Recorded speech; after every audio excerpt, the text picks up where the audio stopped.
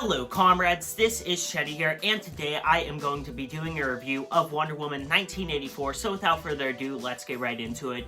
So this is kind of the big movie out right now, and as many of you know, this was my most anticipated movie of the year. I mean, if you can't tell from my setup, I'm a massive fan of the DC films. I love the first Wonder Woman, I love Birds of Prey, which came out earlier this year, so I was so hyped going into this movie, and boy, was it disappointing. This movie is just really bad, and this is like one of the first times that I've actually felt depressed after watching a movie just because of how disappointed I was. I wouldn't say this ruined my Christmas. I mean, it definitely didn't. I still had a good Christmas, but like, it definitely didn't help it, if I'm gonna be honest. I'd rather stare at a trash can than watch this movie again. I guess firstly, I should start with the positives with the film.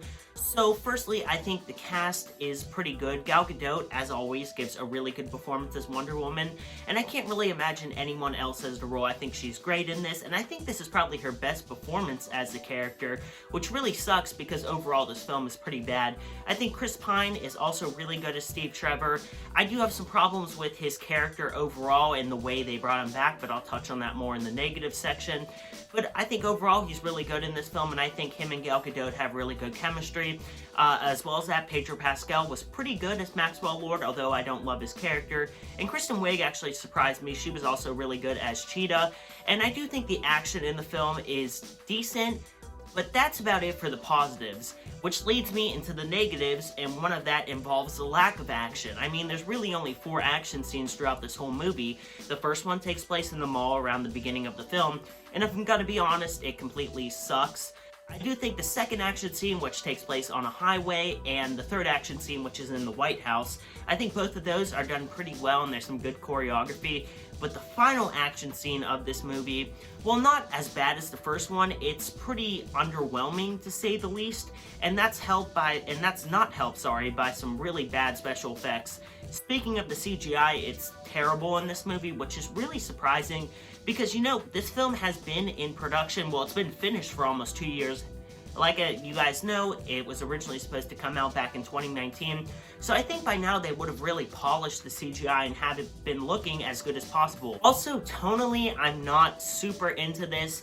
It's very clear it took inspiration from the Christopher Reeve Superman movie, which came out in 1978, but the thing is about that movie was, it wasn't trying to be cheesy or campy, it just was, and it works, especially now looking back on it. But with this film, they intentionally tried to do that, and I do think it can work for some films. A great example of that is Shazam, but again with that movie, it's not necessarily trying to be cheesy, the concept is just cheesy. A wizard gives a kid superpowers, and if he says a word, he turns into this Superman-like being. Naturally, that's going to be a pretty campy movie, and I think that works with the Shazam character, but it doesn't work with Wonder Woman. It also doesn't really make sense within the context of the DC Universe and the first film. That's not to say there can't be lighter films within the DCEU, because we have seen that with films like Shazam and Aquaman. But looking at the first movie, while it's not as dark as a film like Batman vs. Superman, it still was darker than films like Shazam and Aquaman and had some darker elements and was more realistic, but it was also lighthearted in a way. Also, just saying, there's no scene in this movie that is as good as any scene in the first movie, and I'm actually really excited to go back and watch the first movie because I love that film. Compared to this, though, that film is a masterpiece. It's so much better than this movie. And another problem that I have with this film are the villains. I mean, they suck. Firstly, Pedro Pascal, again, gives a really good performance as Maxwell Lord, and I feel like he was trying his best with the script. But as a villain, he really isn't that great. His motives aren't exactly clear. It's kind of touched on a bit at the end of the film. You know, he was bullied growing up, but that doesn't necessarily give him an excuse to, you know, cause the downfall of the planet. And it kind of seems like that's what they were implying. Like, yeah, we get it, he had a rough life, but like, he can't cause like the downfall of the entire world and cause like World War III. Not to mention, he kind of just gets away scot-free in the end. We don't even see what happens to him.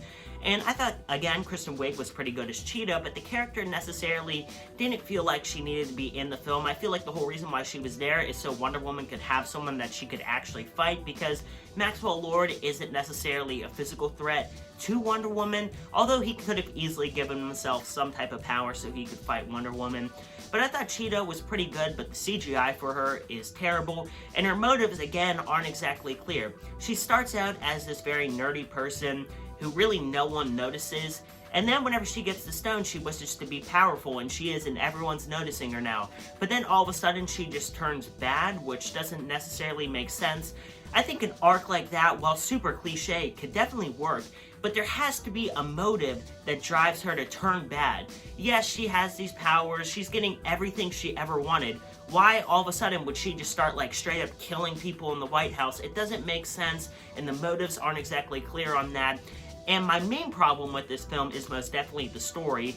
I mean, it's just so stupid. It has something to do with this stone, and it can make anything come true, which, firstly, that sounds like a plot taken straight out of an 80s movie.